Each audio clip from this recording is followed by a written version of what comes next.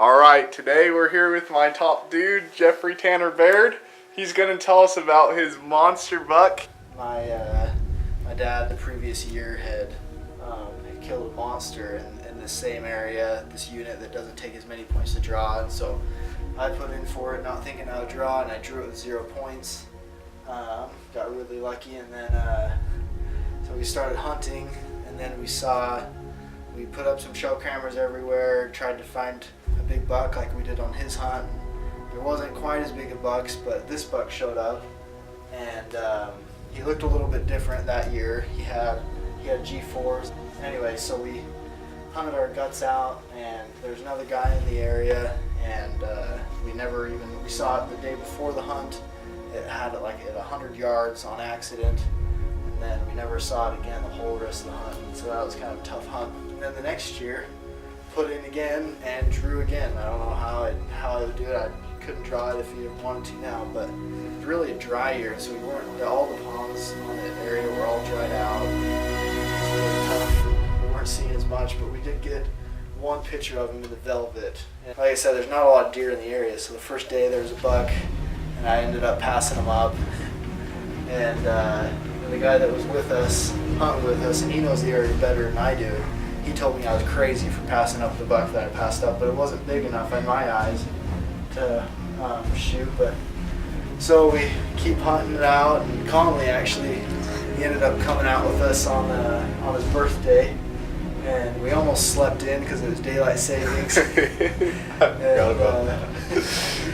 it was his birthday, so I guess he deserved a little bit of sleeping in. And so we took off and ran out, and Conley went to a point. We had another guy go to another point, and I went up to the spot where I'd first seen him in person, and didn't see anything. There's no deer anywhere to be seen. I was sitting there glassing off into this huge valley, and I couldn't see.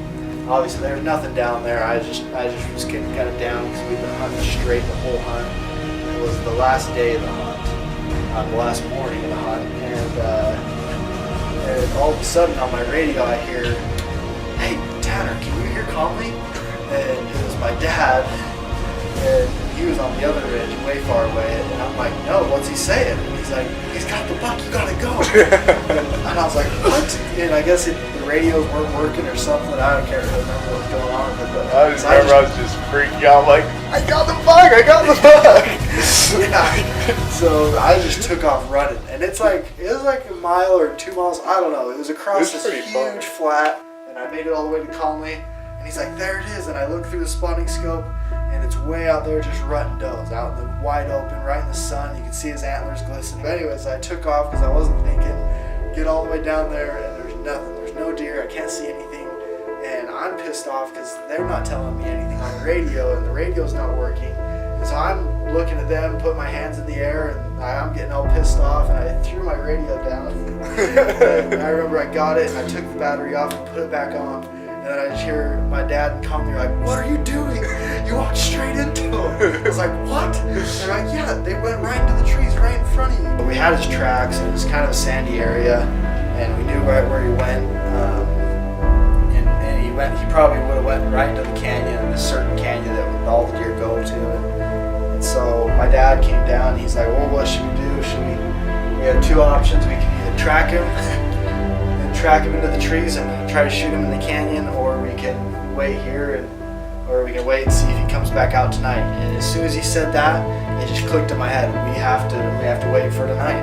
And then my dad looked at me with crazy eyes, and he's like, "Are you being serious? You really want to wait?" I remember I thought you were so dumb. I was like, "Dude, we gotta go track him, like we finally know where he is." Yeah, and we hadn't seen really any other deer, so it's not like we had no guarantee that he was going to come out because we looked in that same flat every night. So keep in mind, this is the last night of the hunt. Yeah, this is the last day of the hunt. So we ended up going back there, and it's not even dark. We probably had an hour until dark left, and I just said, "All right, I'm going to go sit down on this hill that was like a closer hill than where we had glassed from. That was basically right in the middle of the flat. And then I'll just go sit there. You guys radio me if you hear anything. I'll radio you if I see anything." And so I sat down, and I pulled up my binoculars, I'm glassing, and I put them down, and literally right as soon as I put them down, 150 yards away. He comes out of the trees, ready to go right in front of me. And I just remember, oh crap, I just was falling back and forth through the sagebrush, and it was really thick sage. As he was walking through one of the little clearings, like an idiot, I shot him as he was walking.